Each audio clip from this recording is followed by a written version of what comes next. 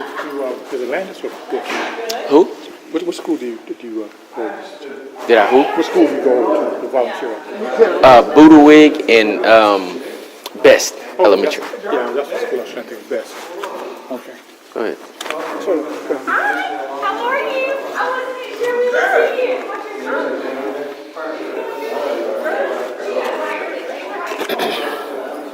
Here you go. I put your name back up because I didn't know. I'm glad you did. Good for Appreciate it. No, I don't want any cheese.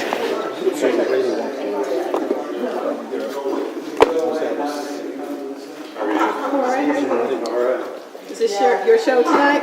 No, you're not presenting? Miss Wentz is going to do it. Oh, okay. She does it every day. So.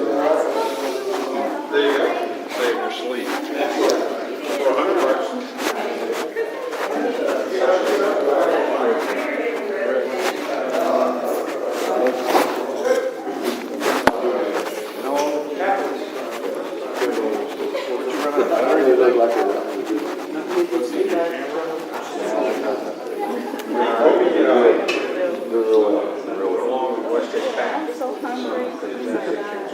How you doing? Hey, David, you doing all right, man? I wanted to let you know I'm working on becoming an educator, so I Are can you? become an educator in the Alief school district. So God willing, I will get hired. I've already taken the ACT class. Right. I just have to take my state test, and once I pass that, I'm seek employment in the All school right. district. So you go through the alternative certification program? I've done that You already. done all that? I've completed it, yes. What are you, I'm going to start off with EC through 6. okay. Try to work in elementary and, Right.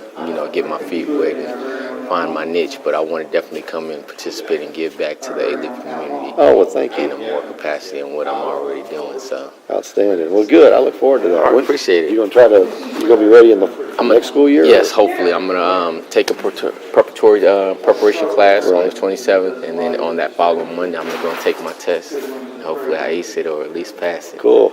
That's good. That's Thanks. good stuff. So I'll stay in contact with you and let you know how I do. Let me know. Yeah. All right, thanks. Absolutely.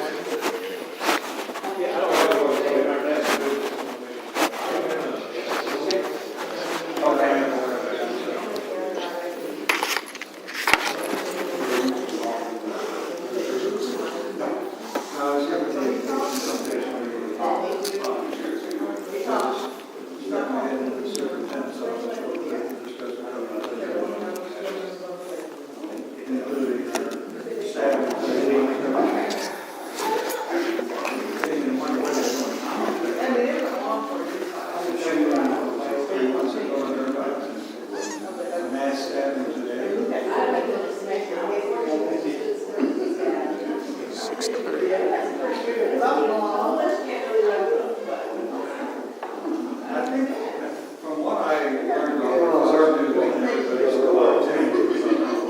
14. Okay. this guy was just running down the corridor and just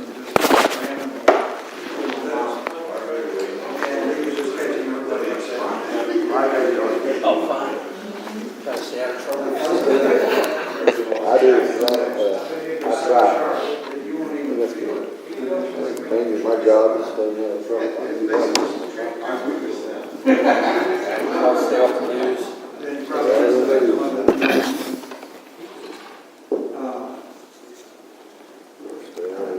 there's something strange going on. I mean, this may be here to listen and submit to these in such a short span of time, but it's one rather astonishing coincidence.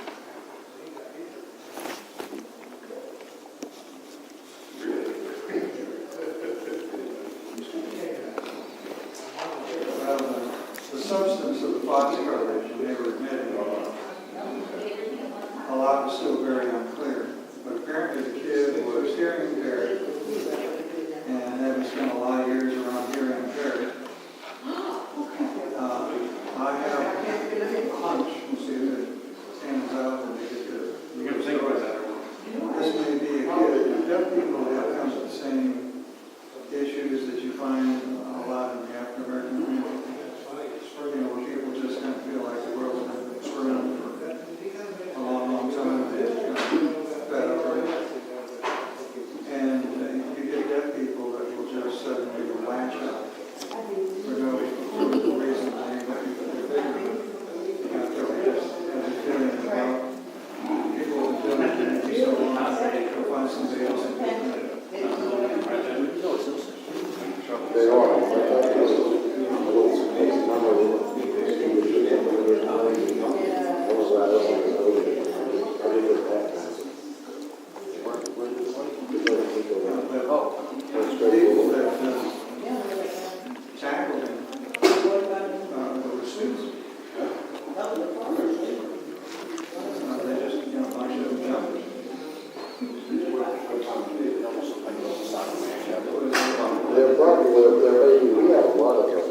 And Chris, that's all we need, because people are already pretty hyper at the new town for that. So, that's it. I guess you've already had a discussion here. What are we doing, what do you guys think we should be doing? I know people want insurance and Oh, I know. there's no big popularity of anything here today. And people,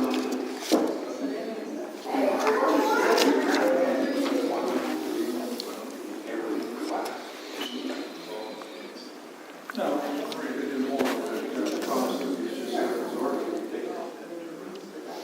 And, All right, everybody ready? Indeed.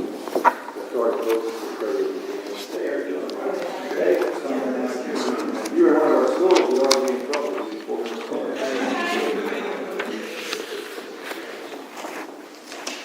Party's on the clock. Good evening, thank you for being here. We're getting to a point in the year where a lot of things are going on, a lot of activities, and I know that you've got things as well. So tonight we're gonna have a little bit of a modified version of our meeting. Typically we spend a couple hours almost every time talking about what the topic is. Tonight we won't spend that 2 hours. We've got one of our high school soccer teams, Elsik High School, is in the quarters or the regional semifinals of the soccer playoffs, state playoffs. And they're playing tonight at Cinco Ranch, and I quite frankly will get killed if I don't make an appearance at that game. So I've got to get over to that game. And so we're going to spend some time on a relevant topic, and then we're going to probably exit out of here about 7:50, 7:30, or however long it takes. If that's okay with you guys. But I want this to be worth your time. A couple of quick updates. The legislation issues, that those of you that have been a part of the conversation, discussion, some of the more critical components of the legislation that we've been working on have moved fairly quickly. The graduation plans and the test reduction legislation is a third of the way there. It passed out of the House of Representatives a couple of weeks ago. It's in the Senate right now. It'll be heard in the Senate over the next couple of days, either Thursday or Tuesday next week. If it survives that, it'll be 2/3 of the way, and then the final third will be going to the governor's desk for a signature. And that's a big hurdle right now with the governor. So anyway, that legislation that we've talked about is progressing quite nicely. The other piece of legislation, and Deanna, Ms. Wentz will cover this in just a little bit, has to do with funding, public school funding and the financing. And, she'll give you an idea of where we were a couple of years ago as the state was reducing funding for public schools, and then where it seems like, or it seems the direction it may be going. But that leads into what our conversation topic is tonight. It's school finance. And when Deanna asked me what were y'all kind of expecting, and I said, well, it's kind of a school finance 101. To certain degrees, you've probably heard how schools are funded and the levels once they're funded, and how that complex system actually ends up reaching our classrooms and the amount of money we get. So I asked her to kind of give an overview of how the budget works at the state level in terms of how it impacts us, how it impacts you as a taxpayer. That's probably fairly important to you, whether you live, regardless of where you live, because of the way schools are funded locally in Texas. And then kind of some comments about what we're looking for the 13-14 year, things that we're trying to prepare for, even though the session is still less than 2 months away from being wrapped up. And I will tell you that anytime our Texas legislature is in session, it's really difficult to make firm decisions on your budget until they actually bang the gavel, and then we know kind of where the chips are going to fall. We have ideas right now. We have projections, forecasts based on the direction they're going. She'll talk a little bit about that. So So that's going to be the topic tonight. So feel free to talk about money as a district. We're in the middle of building a budget, working with the board on building the budget, talking to various groups. You are obviously one of those groups we wanted to talk to and provide information, but also allow you to provide some insight and suggestions. So, any questions?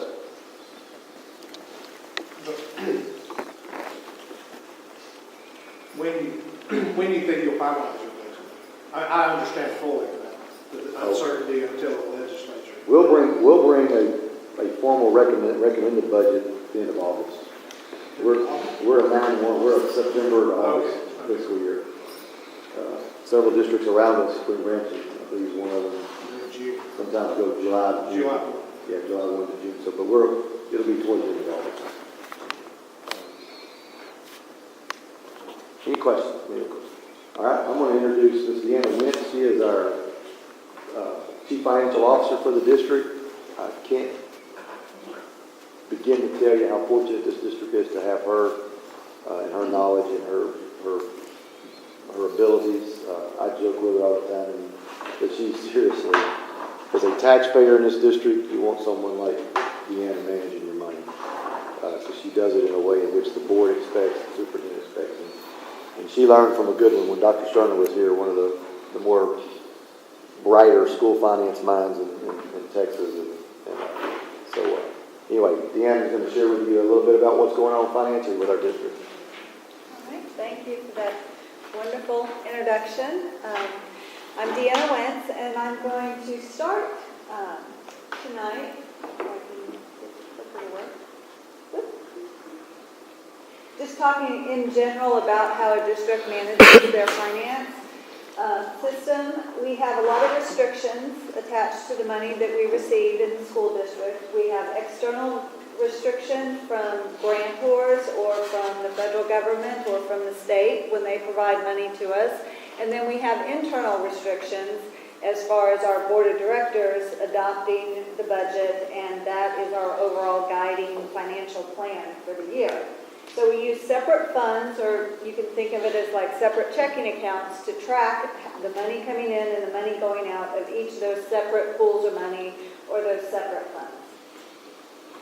The main fund that we operate with is the general fund. In that fund we receive state and local revenue, and a very small amount of our federal revenue is tracked in that fund. And that covers all the general expenditures for operating the school district. So the majority of our teacher salaries, supplies and materials in the classroom, the electricity bills, the day-to-day operations of the school district are funded through the general fund. We assess the tax rate for that general fund separately from any other component of our tax rate. A lot of times you'll hear people talk about the M&O rate, the maintenance and operations rate. All of the money from that tax rate, which is currently $1.12.50, goes into our general fund along with state revenues, and that's how we operate on a day-to-day basis. We also have the debt service fund. We get state revenue used in that fund also, as well as the other portion of our tax rate, which is called the INS tax rate, interest and sinking. That's used to repay debt that the school district has issued. So nothing else flows through that fund. Money comes into it from the state and from that segregated portion of our tax rate, and the only expenditures or expenses out of that fund are repayment of our debt. We have other funds called capital project funds. That's where if the district does issue debt, which we haven't done in the past several years, but are getting ready to do in the near future for some projects, when we issue those bonds, that money goes into a capital projects fund. We report back to the board on how that money is spent on a monthly basis, and those are expenditures for big ticket items, expansion and construction renovation. Then we have all our special revenue funds, which is where we account for the majority of our grants. When we adopt our annual budget each year, the only funds included are the general fund, the debt service fund, and the food service fund. Our general fund budget is about $256 million. Debt service fund, those annual payments to repay debt that's been issued over many years, is $29 million. And our food service fund is about $22 million. So those are the only funds that the board adopts an annual budget. That doesn't include the capital project funds I talked about or our special revenue funds. Those special revenue funds are about $32 million. The majority of that is like title funding out at campuses and Idea B for special ed kids and things like that. So the process we use when we work through the general fund budget with the board, we start in about January of each year. That goes through August, and to answer the question at the beginning, our fiscal year runs September 1st through August 31st, so we have to adopt our budget prior to September 1st. That's typically the last board meeting in August. We started, though, back in January, so it's about an 8-month process working through various groups and various processes before we make final recommendations to the board for adoption. Staffing is the biggest component. About 90% of our expenses are for staff. About 64% of our expenses are for teacher staff. So, we're a people business, and that's where the majority of our funds, of course, are spent. To determine our staffing out of the campuses, each campus receives their teacher allocations based on the number of students projected to be at their campus by grade level, and then separated at each grade level between monolingual and bilingual. And we have set ratios that we use to determine how to fund them. In elementary, it's 22 students to 1. I'm sure you've heard that discussed a lot before, the cap on number of students in the classroom at elementary. And then that varies at each of the other levels. For the non-teacher allocations at campuses, assistant principals, counselors, paraprofessionals, elected teachers, those are all based on the campus size also. We have other requests for new personnel each year. Those are presented to Superintendent's Council first through our Human Resources Department. And then once that council agrees on them, they're presented to the Board of Trustees typically in June during the legislative year. We can't really make all of our staffing decisions prior to knowing our revenue, which we won't know until the end of May. Sometimes when the legislature is not in session, we're able to present that staffing plan earlier. And then the total budget is presented in August. So some of the key financial facts that go into building our budget, enrollment is the first and most critical step in building the budget. You can see over the last several years, the district's enrollment has flattened. It hasn't shifted by more than 1% in about 6 years now. So we've leveled off on enrollment growth. We're not losing a lot of students, not gaining a lot of students either. That can be a good thing in that we're not having to build a lot of new facilities. We can concentrate our funds on renovating the existing facilities that we do have. We use enrollment to determine, like I said, how we're going to staff our campuses, how we're going to supply our campuses with their allocation for materials and supplies. But it's also a big factor in determining our state funding, because we're funded by the state on a per student basis. So you have to get those enrollment estimates right in order to reliably predict your revenue for the next year. Why do we have that peak in 0506? The peak in 0506 was Katrina Rita students. And then you can see where a lot of those students left, or other students left. In 0607, we came back down, and then we've been hovering right around 45,000 since that time. As I mentioned earlier, 89%, about 90% actually, for this current year is in payroll and related expenditures. So that's the salary costs as well as costs for substitutes, the cost for health insurance for our employees, Medicare, all the things related to funding and staffing. Raise is a big component in trying to determine our budget. You can see we have not had a raise for the last 2 years in this district, and before that we had a history of always being able to provide additional compensation each year. The large number in 0607, the 5.3% raise, is when the state provided additional funding to school districts and mandated that it be used for a raise. So that number is kind of out of whack with the rest of our standard percentages. We were able in the 12-13 year to give a $1,000 supplement to all staff in lieu of a permanent raise. That was positive and negative for many staff people. We did not provide it in the form of a permanent raise because we didn't know what the legislature was going to do this year, and so we weren't able to guarantee we'd be able to sustain that over time. We did have the funds available for 12-13 only and provided that stipend. When you look at the raise percentages, you can see that each 1% increase in salary, although it's about $552 for a teacher on the midpoint, it costs overall in the district budget $2.5 million. And then you can do the math down from there to see how that number grows as each percent increases. We won't be making a decision this year on a salary increase until the June board meeting, which will be after, again, we know our revenue. Other expenditures, the campus allocations, you can see campuses are allocated on a per pupil basis, starting at $93 at elementary, moving up to $112 at high school. Other big ticket items in our budget would be utilities. That's about $12 million a year. We have been able to reduce that significantly over the last couple years with energy conservation measures headed up by our maintenance department. So we've seen about a $2 million reduction in that line item of our budget, which has been very positive. Technology expenditures, we spend about $2 million out of our general fund for just general replacement cycle computers each year, vehicle fuel, and other big ticket items. And then the campuses use these funds on average about $83,000 for an elementary, up to about $322,000 for a high school, for supplies, materials, other needed items at their campuses. That's the part the principal basically has control over.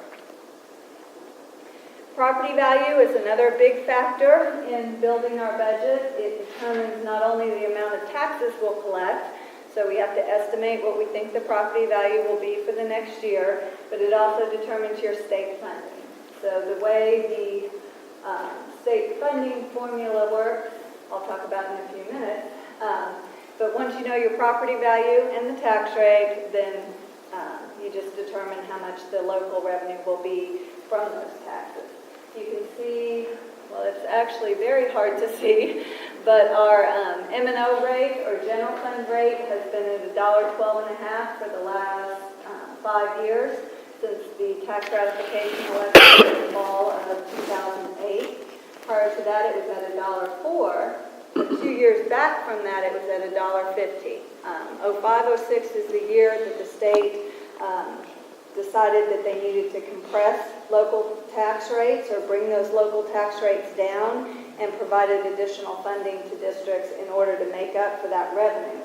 So most districts at that time were at $1.50 along with Alief, and then over a 2-year time period we reduced that rate down to $1.04, and then it stayed there until the following year when the voters approved an increase in the rate to $1.12.5.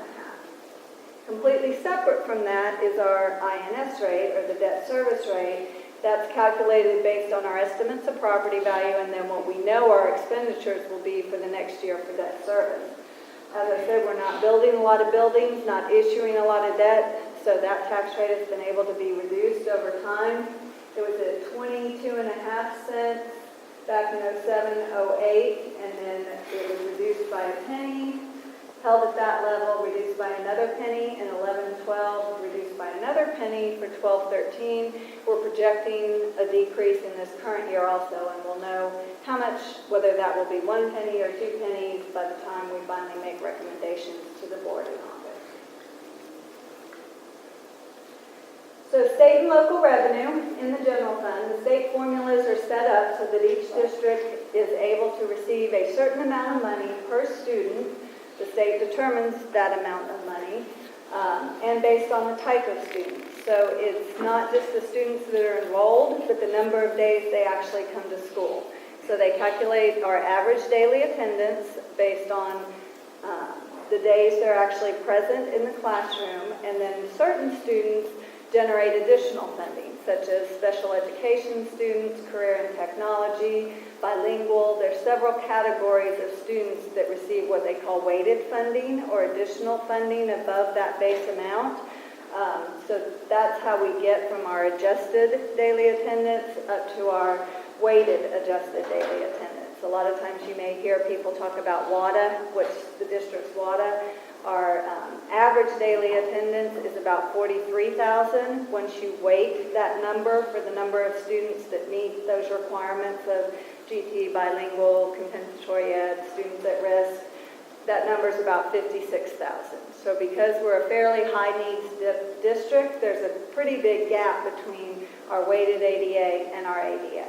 So that's how the state recognizes that for some students it takes more dollars, more resources to educate those students and provides a little bit of additional funding. So once they calculate through all the complicated formulas, the number of students that have been in attendance, what type of students those were, and then the various allocations of resources for each of those groups, you come up with your total base level of funding. Once you have that amount, based on the district's property value, they say, okay, this is the amount the district will pay, and this is the amount the state will pay. So property value plays a big part in determining how much we'll get both locally and from the state. So basically they're saying this is how much you need to run a basic program at your schools. The state will fund the portion that you're not able to raise locally. How it's supposed to work. But then we have the target revenue system that began in 06-07 and was based on the amount of revenue per weighted student that we received in 05-06, and that's where a lot of the vast differences in funding amounts came about with districts. They've done some modifications to that system since that time, but the formulas still remain intact the way I described them a few minutes ago, but then they say, okay, that's how much the formulas generate for your school district, but you're set at this target amount that was based and frozen on what you were receiving in 05-06. So we're going to compare that to the amount the formulas generate.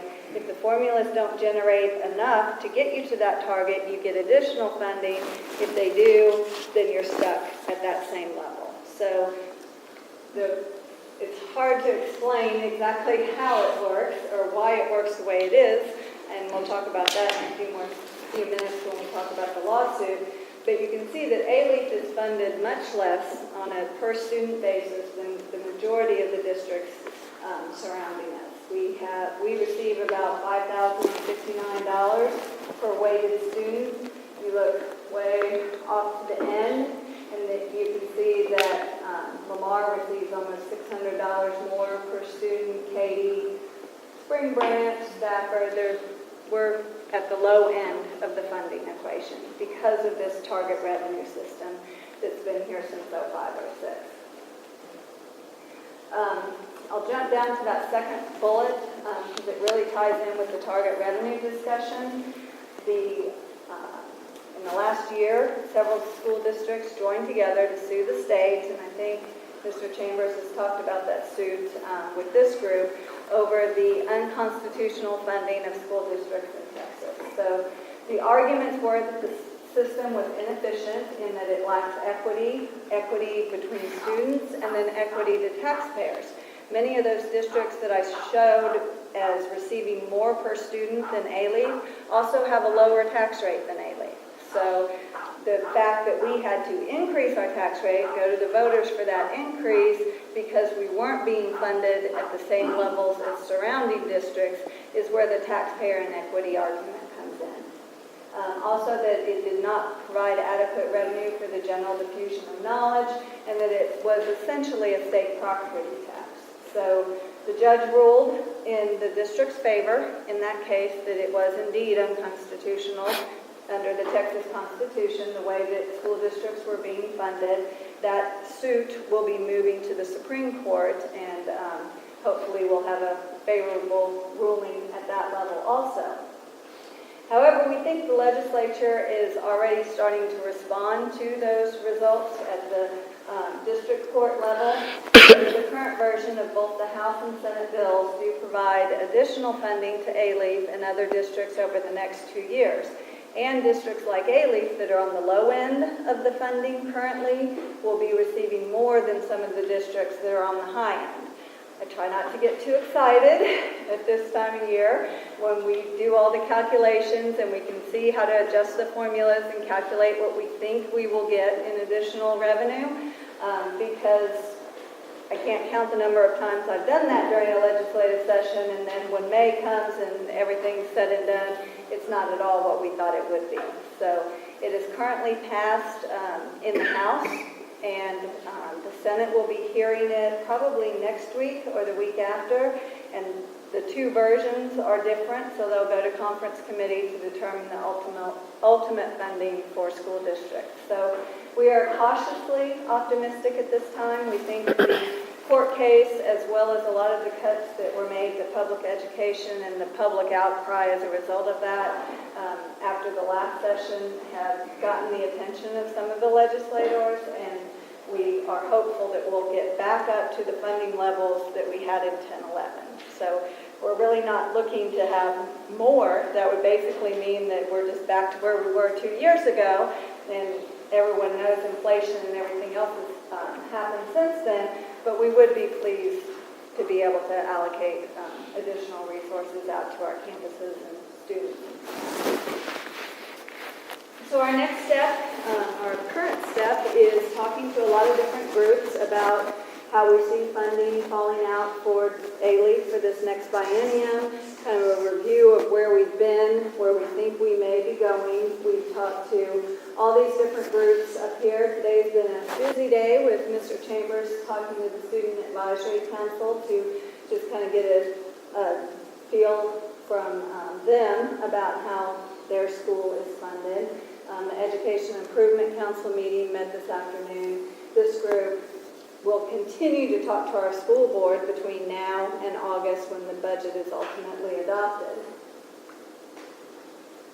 And we always look at our district priorities in making all of our budget decisions. The board sets those priorities. The board makes sure that they're allocating the resources necessary to help us meet those priorities. So the priorities are to close the achievement gap to ensure that all students reach their academic potential, improve student preparation for college and career, maintain safe and orderly environment, recruit, develop, and retain highly qualified and effective personnel, and build positive relationships with all stakeholders.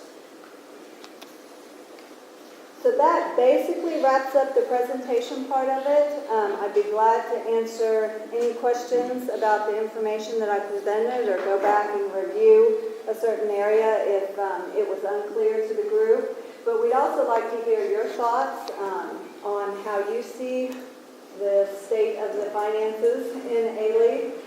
Major budget areas that we've talked about are, of course, personnel, employee compensation. Tutorials for students have definitely risen to the top in all of our budget conversations. A lot of those had been funded with federal dollars in the past, and that funding went away, and our students are definitely needing additional intervention. Instructional technology is, of course, a big topic.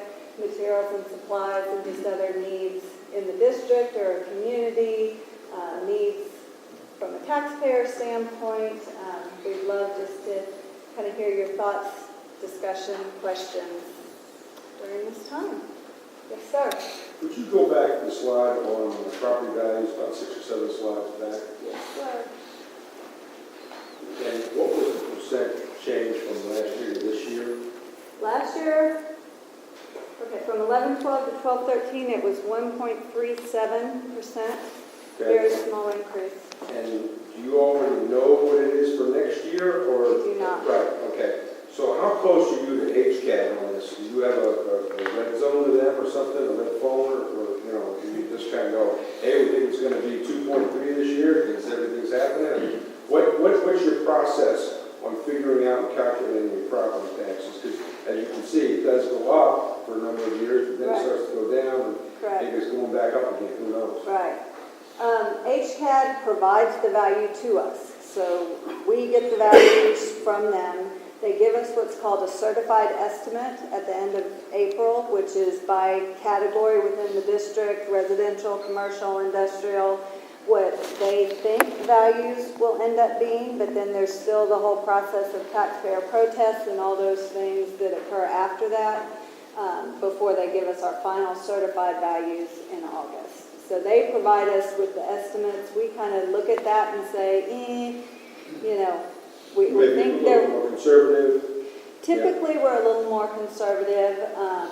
Like for this past year, I believe we had a 1% increase and it ended up being 1.37. So we never really know until later in the year what our property values will be. Right, and it moves around because of protests. Yes, and it continues to move Right. all through the year. So then, you're getting an estimate on April and kind of basing your plan on that, and then it really finalizes itself. It's never really locked, but it's close in Right. August, and that's still enough time in August to meet with the board to adopt the budget and move forward. Is that kind of how it works? That's exactly how it So you don't have to have a red phone then, they're giving you the information. No, ahead they're of time. required to certify the information to us to build our budget. We also, though, get some other indicator data before that on, for instance, on when the trend is going down on foreclosure rates and so forth. So that helps indicate to us if residential's decline, or if on the business side, we keep track of, like in the West Chase District, new breaking ground and some of those bigger projects that are going to add value, whether or not that's going to be the goals this year or next. So I guess that brings me to that question. Where are you for next year? What are you projecting? We're projecting about flat for next year.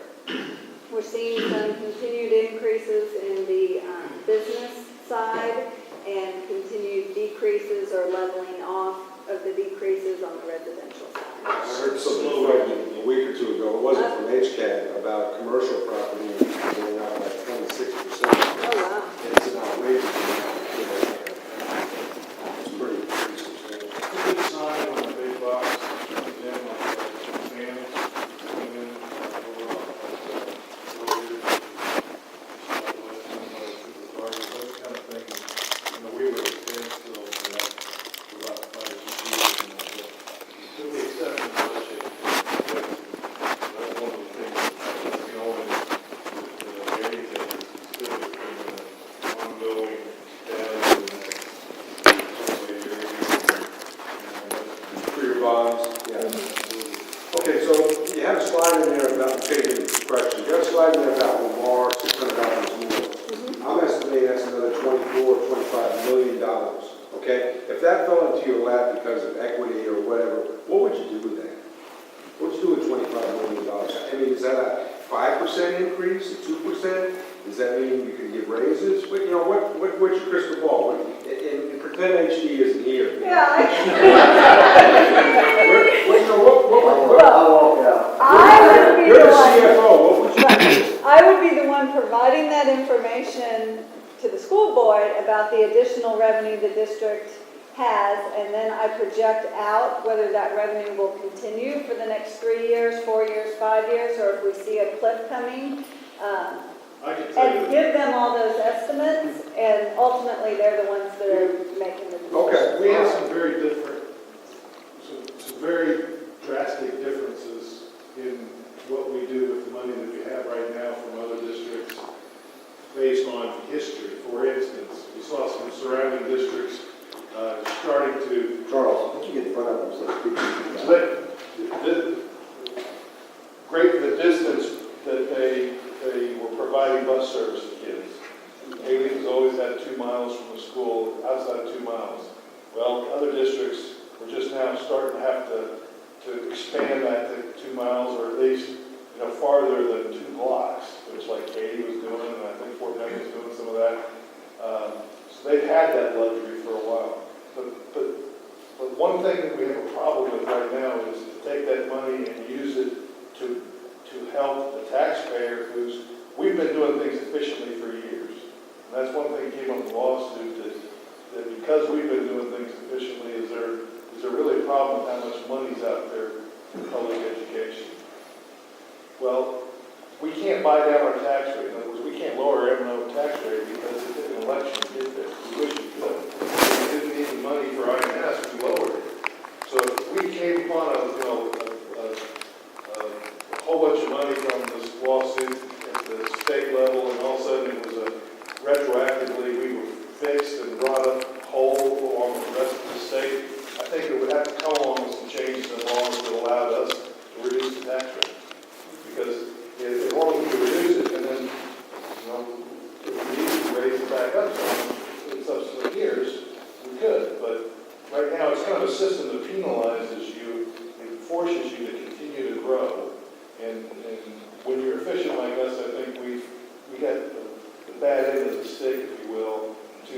5-6, when Cy-Fair is another good example, very efficient school district, they got penalized. They did things very well on 506, you know, and they've had to look at their tax rate as the only source of revenue, their homestead exemption, to try and make up for it going forward, you know. So there's a lot of us caught in that same situation, whereas in Alief, we had to go to the voters and ask for a TRE, a tax rollback election. It passed, thank God, but at the same time, look at how much our taxpayers are getting taxed over all these other surrounding districts per penny. What we have to do is bring in so much less in money. It's just not fair. You know, that's why we took it to the court. So, on behalf of the taxpayers, I think this is going to be good. Hopefully, we're going to get more. We have that great decision to make at that time. Yeah, but it sounds like you would do a combination, in theory. I think we can save people money and Just give kind of relief to the taxpayers. taxpayers. Bringing down the pupil-teacher ratio is the biggest thing that makes it a benefit to the kids. Okay. I think there's two things. Since I'm in the room, I'll go ahead and respond. Oh, you came back? I came back. I've overheard what I talked about. No, seriously, I think what Charles and Deanna said are very accurate. There is and it's sometimes a deserved perception, and then sometimes it's undeserved because some do it and not all. And broad paintbrushes used for all of us. But in terms of what's efficient and what's not, I don't know what's efficient. We throw that word around a lot, but I couldn't tell you what's efficient. Is efficient student scoring at a certain level and tax rate at a certain level, and that's define efficiency? So I'm really not sure what efficient is.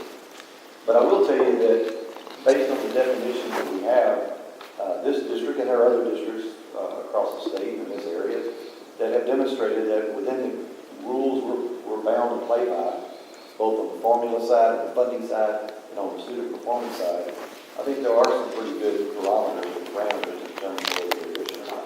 But what would we do with the serious influx of money?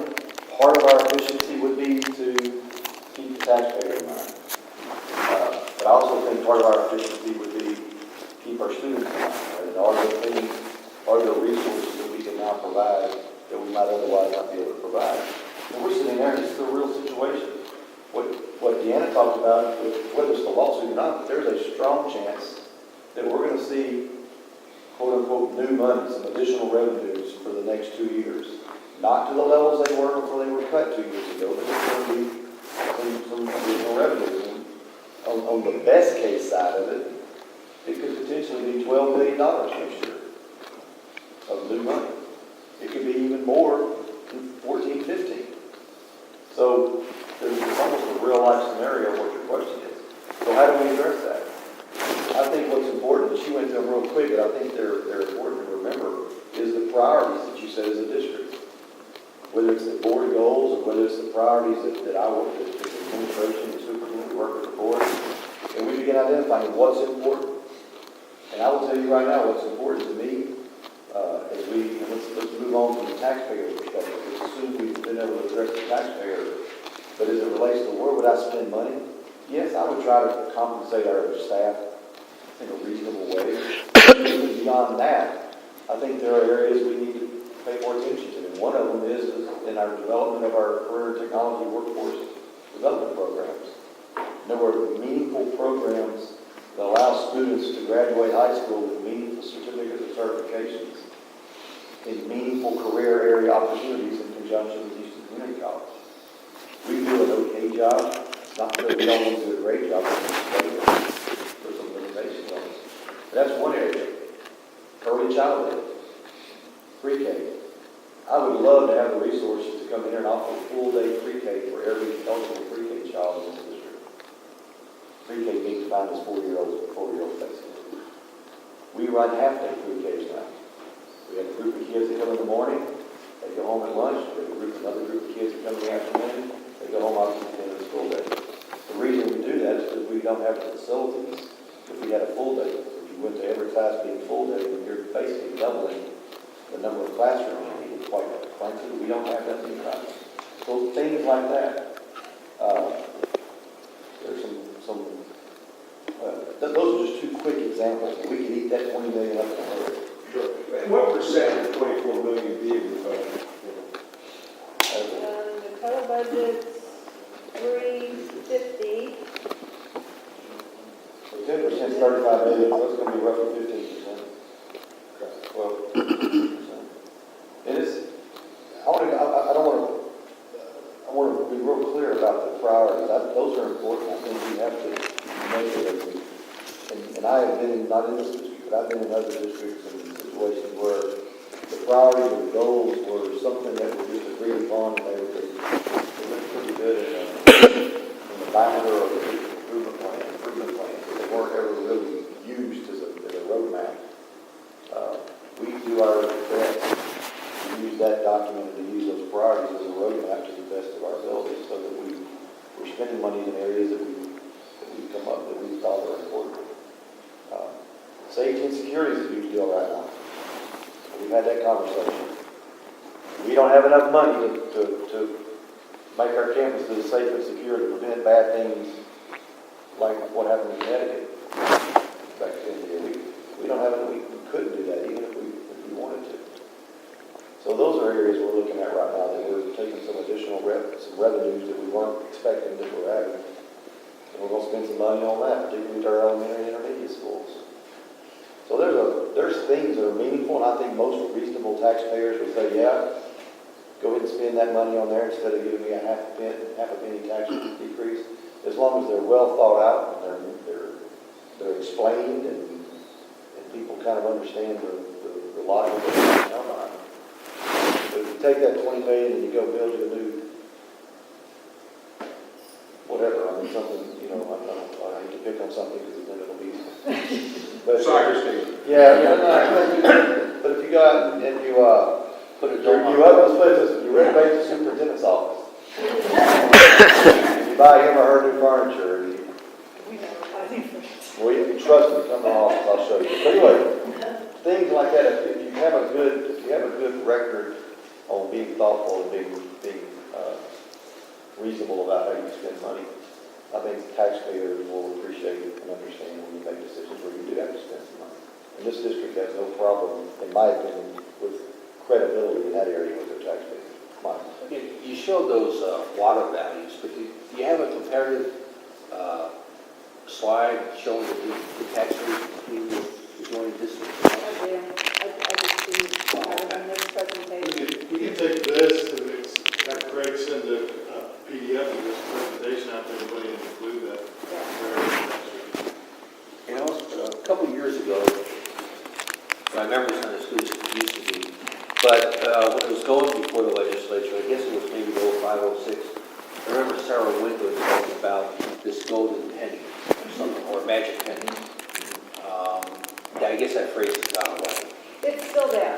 I didn't want to get too deep okay. into the pennies. So I talked about that first component of funding, just based on the number of students and the days they're here and the weight of those students.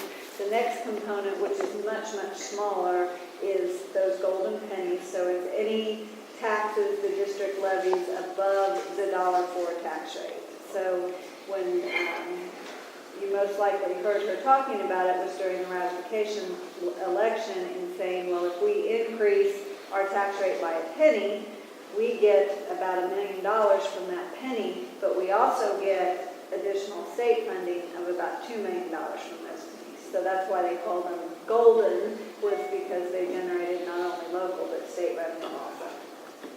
And here's where the rub comes in on that. We have a neighbor to the south, to the north of Spring Branch. Their pennies are worth a lot more than our pennies. And what makes them worth a lot more is just the value of the property in Spring Branch versus the total value of the property in Alief. So for every penny they raise, they get a greater amount of money than we do. Now, you really want to get into the weeds on school finance and funding. Their penny generates enough money that now it kicks them into what's called Robin Hood status, where they have to share some of the revenue that their penny generates.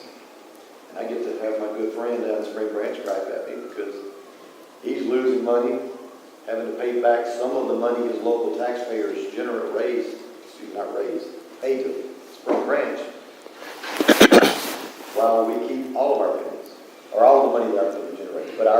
generates a lot less, as she's going to show you. So you get into this,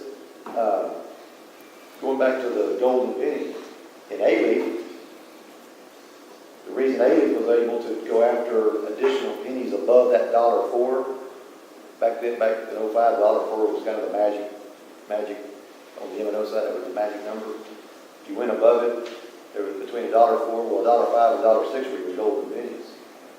Well, you can go after those $1.05, that fifth and sixth penny, and it not be subject to the Robin Hood status. In other words, the state won't take any of it from you.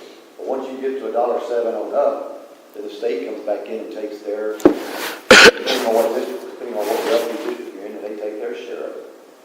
So you get into some really complex issues, and when you start trying to compare districts to districts to districts, the easiest way to compare them is to look at what a penny on the tax rate generates.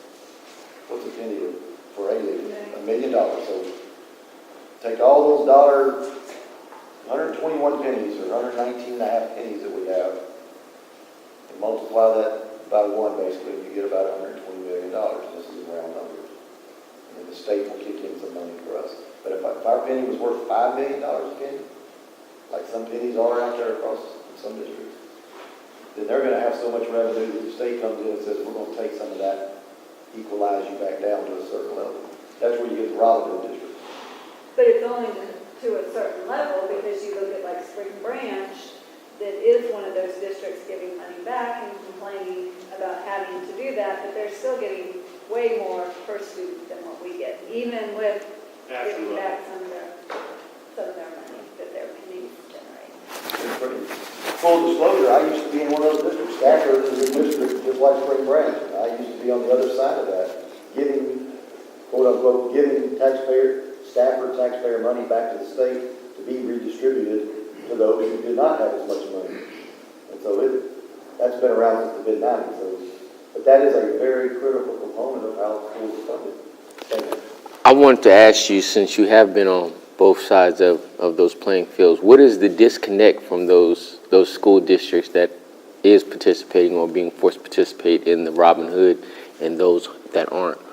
Why is it that those that are in there don't understand it until... We understood it, and they all understand. I think philosophically, and you have to go back to the early 90s or mid-80s and early 90s when all this became an issue.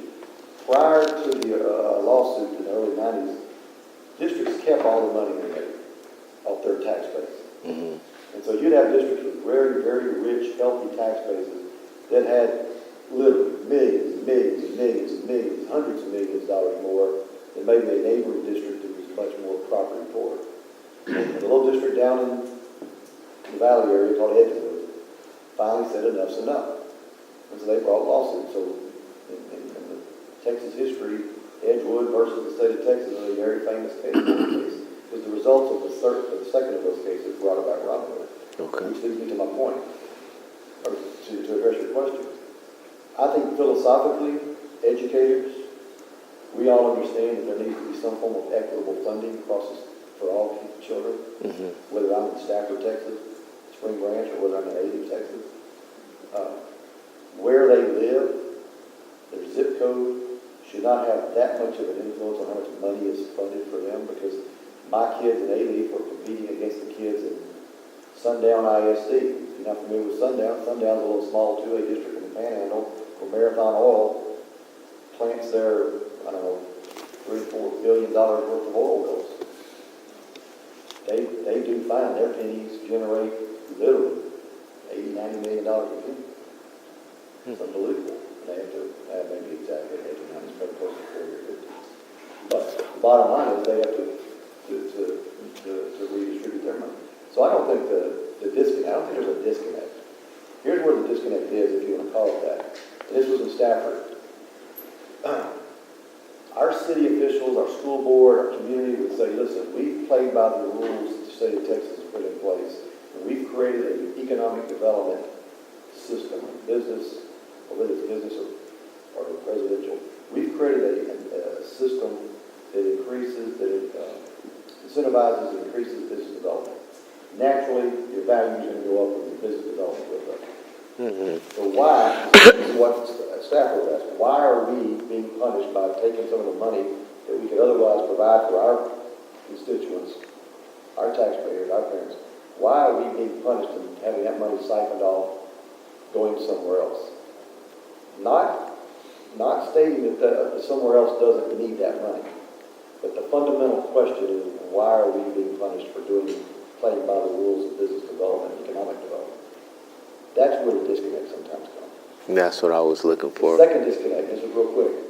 Property wealthy does not mean student wealthy. Property wealthy means the values of your property are high. Does not mean the wealth from which your children come from is high. Sometimes it does. On very rare occasions it does. Highland Park in the Dallas area. That's wealthy children. But Fort Texas, those are fairly wealthy. But you get into Stafford, you get into Deer Park, Deer Park's not a good example. You get into some of the districts along the ship channel, Channel View, those districts are wealthy only because they have major business. Porter. We call them smokestack 41. Right. They've got a lot of manufacturing, a lot of industry, smokestack 41.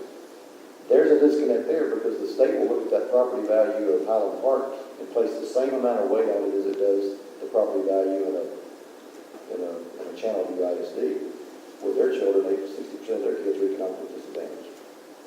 Stafford, 60% of their kids are economically disadvantaged. They're not wealthy by any stretch of the imagination.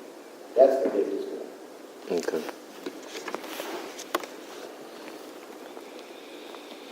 I will tell you on taxable values, those are critical. One of my, and I've said this before, I think one of the things that the Alief community has to deal with in the next 20, 30, 40 years is the value of the residential values. And as the community gets older, as homes get older, and there's less and less redevelopment of, for lack of a better word, master plan communities, higher value single family dwellings, as that issue becomes more and more aged, then this district and other taxing entities within this district are going to struggle because the values will continue to decrease unless some type of reinvestment of infrastructure on the residential side takes place. And that's true in any urban setting. Okay? It just happens to be the urban setting on the west side. If you go to the east side, you've got areas like Goose Creek and Baytown and some of those areas that are aging, and they're having to reinvent themselves and determine how they're going to reinvest in their economic development. This community is no different. And I think it's already started, but I think there's a huge need for us to keep an eye on the values, residential values. Anything else? Let me just follow up with that comment. I can tell you that in the Mission Bend area, our property values are falling at the rate of about 15 to 20% a year. And we have areas that fell as much as 50% in the last 4 years. Yeah, it's an issue in a lot of areas. Dave, earlier your question about the word is that there's some property values that are rumored to be going up 15, 20, 25, all the way to 50%. I've heard the same thing for certain businesses in certain areas of Harris County. Some of the Alief areas, as a matter of fact, I don't know if you've been in the Westchase area, but some of that. We haven't heard anything yet, but, and what's your mix? Is it like 50-50, residential and commercial? Yeah, that's what I thought. When I was in Stafford, we were in Fort Bend County 3 or 4 years ago, there was some sticker shock on the Fort Bend County Appraisal District coming back in and readjusting values. Because for so long, they had been undervaluing a lot of the, particularly the retail businesses along in the Sugar Land Town Square and all that area. And so the comptroller came in and did a study of Fort Bend County on the values, particularly on the business side, and said your values are way lower than what the comptroller's values are. So they were charged by the comptroller's office to raise their values. Well, some of those businesses raised their values were raised 70-80%. And so what's the first thing you do if you're a taxpayer? What do you do when your values go up 70%? What do you do? Protest. You protest. You protest. Well, when you protest, which is your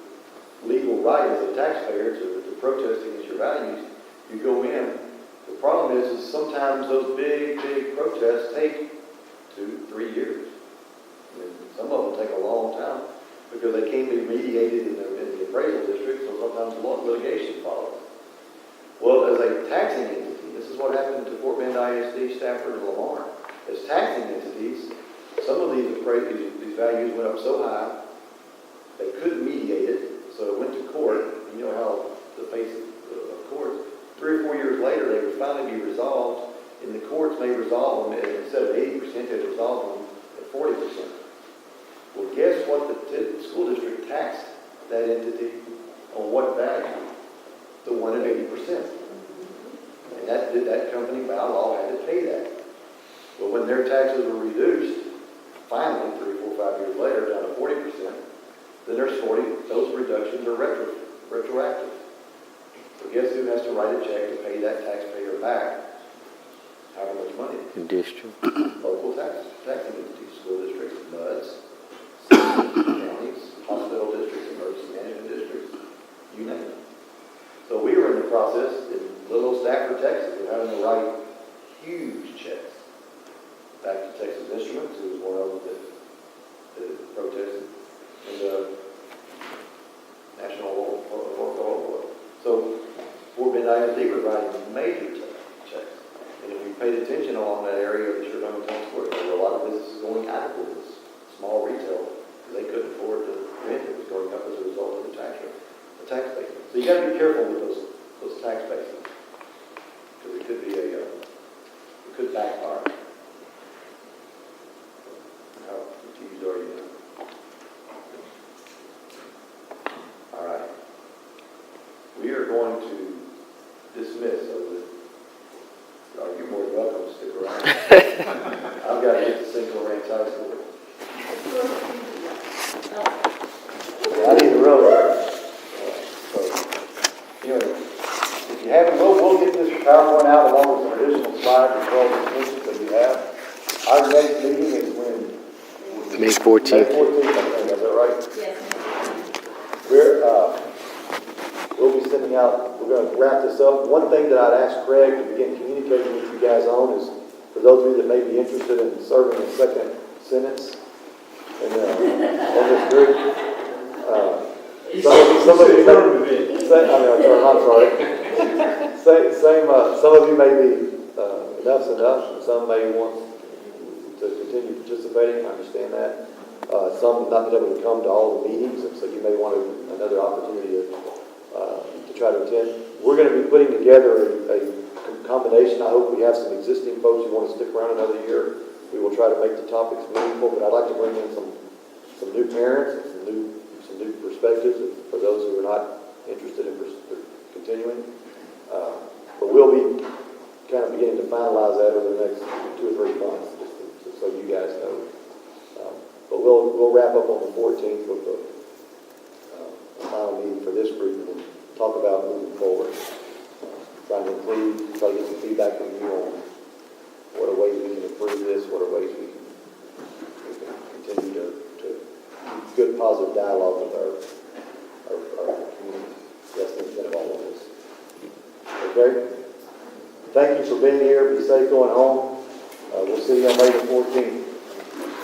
I'm going to go ahead and go.